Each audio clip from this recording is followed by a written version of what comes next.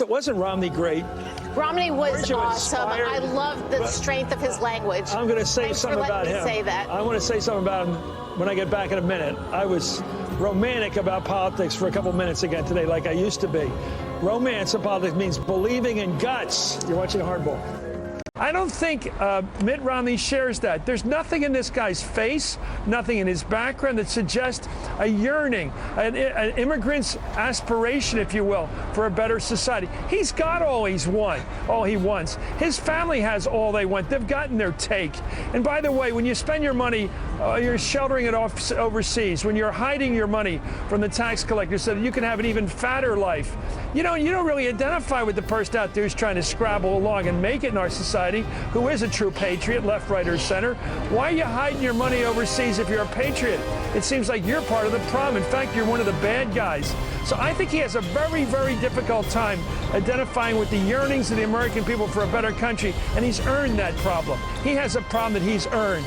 He has not identified with the revolutionary struggle of this country for its last 200 years. He is not anywhere in his bones a revolutionary. Anywhere in his bones is he dissatisfied with the America he was born to. He was born to that weird, small portion of America that had it handed to him. He says he didn't inherit it. He inherited everything. He inherited his education, his status, his father was head of an auto company. Everything about him was basically handed to him, except the money that came from that. Now, for him to say, I'm part of this revolutionary spirit of the Tea Party, he wouldn't be caught dead at a Tea Party meeting. It's below him. And I think they know it. And I don't think any way you suggest, I mean, Chuck did, there's a way for him to pretend he's a leader of the movement. He ain't even in the movement, left, right, or center. He's never been in any movement. He's never been, did he ever rally against the war in Vietnam? Did he ever take off his sports coat and show a protest at anything that's ever happened in American life? No, because he's been fat and happy. He's benefited from the way things are, from the status quo, from the ancien regime, from the aristocratic background he grew up with. How can he pretend to be at the barricades, Rachel? I don't know any consultant that can. Donald Trump is the most irreligious man in the history of the presidency, and he is currently the most irreligious man in Washington. And he used the National Prayer Breakfast to attack Mitt Romney, who is probably the most religious man in Washington.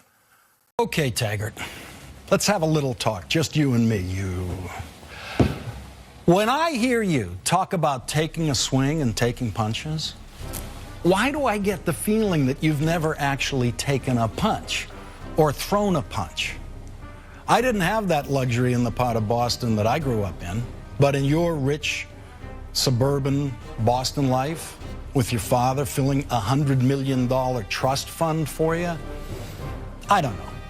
I just get the feeling that things were kind of different for you. Now, I know you've got a lot to be pissed off at these days, starting with the name Taggart, which you've got every right to be wicked pissed off at for every day of the 42 years of your life.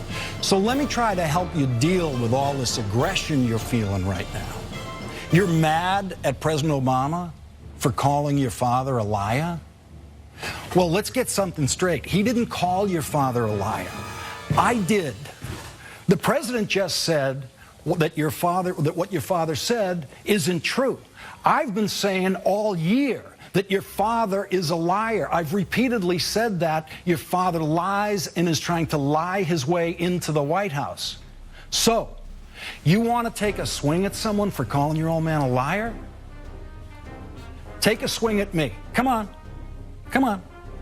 And don't worry, there won't be any Secret Service involved. Just us. And I'll make it easy for you. I'll come to you. Anytime, anywhere. Go ahead, Taggart. Take your best shot. Yet in the age of Trump, they have decided to go against the odds for the first time in their life, to take chances, to throw caution to the wind simply because of an inner voice. In Mitt's case, because of a higher calling, because of an oath to God. And that's what's different about these times, that yes, we see a lot of people acting worse, but Mika, in this case, we see some people actually taking chances they would have never taken in normal times. Is it not? It is actually comical to see somebody like Mitt Romney say, I haven't even seen the ads in the debate.